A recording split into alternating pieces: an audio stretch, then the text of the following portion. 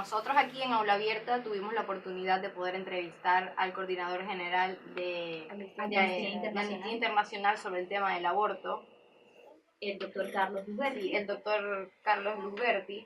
En este sentido, es importante señalar que el tema o la cuestión del aborto va más allá de cuestiones morales, de si estamos de acuerdo o no, sino que el tema es jurídico, la despenalización o no del aborto. Sí, claro, porque es meterlo ya en la jurisdicción de cada país, es cambiar las leyes para que deje de penalizarse una práctica que va a pasar cada rato.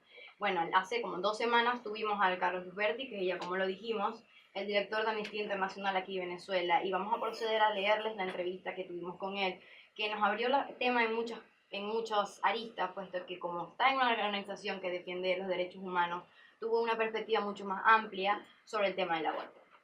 En primer lugar, quiero manifestar mi desacuerdo a las posturas de la despenalización del aborto.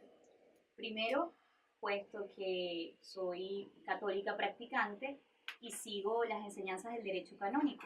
Así como abogada me rijo por mi constitución de la República Bolivariana de Venezuela, como católica me rijo por la Biblia y por algunas encíclicas, específicamente el Catecismo además de la Iglesia Católica.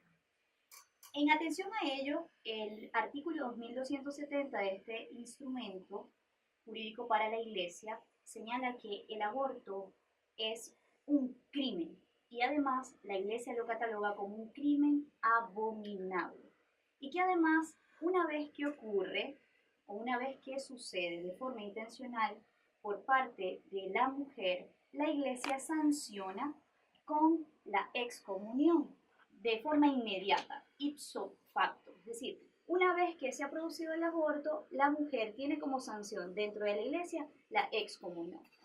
Hace algún tiempo estuvimos en el año de la misericordia y se dio la posibilidad de que las confesiones, que es otro tema un poco también controversial, sobre todo para aquellos que somos muy conservadores, y sé que las posturas de acá de las muchachas que me están mirando un poco raro, también es distinta.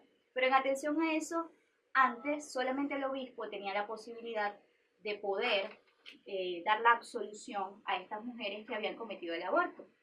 Luego de este año de la misericordia, entonces el año pasado, la Iglesia decidió que por ese año los sacerdotes locales también podían entonces dar la absolución a estas mujeres que habían que se habían practicado el aborto.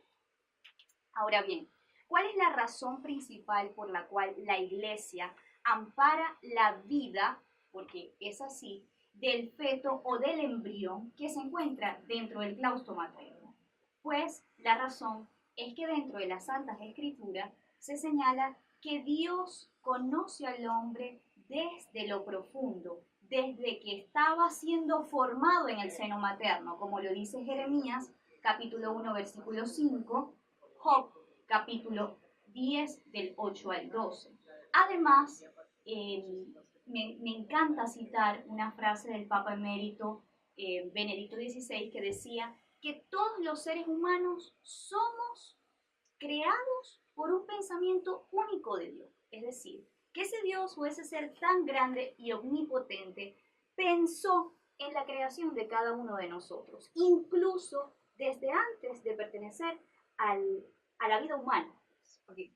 Profe Carla, está bien, pero al principio del programa hablamos cuando leímos la entrevista al profesor Carlos Luzberti y dijo que tiene muchos intereses el tema del aborto principalmente porque la Iglesia Católica, además de promover un dogma, también es una institución que busca intereses dentro de la comunidad internacional y obviamente, aparte de intereses dogmáticos o morales, tiene muchos más. Pero por si supuesto, estamos hablando es un Estado. Exacto. Entonces, si hablamos del aborto como un tema de salud pública, un tema en el que el Estado tiene que responder por las demandas o algo que está pasando en su territorio, ¿cómo podría abarcarlo de tal manera sin connotación religiosa? Porque si vamos a esto, los estados son estados laicos hablando, pero cuando en la jurisdicción, cuando vemos escrito, pero cuando van a actuar no son estados laicos nada porque se están guiando por un dogma católico. Por eso a mí me gusta decir que mi animal mitológico favorito es el estado laico, porque dicen que es Estado laico, pero se siguen rigiendo por el dogma católico.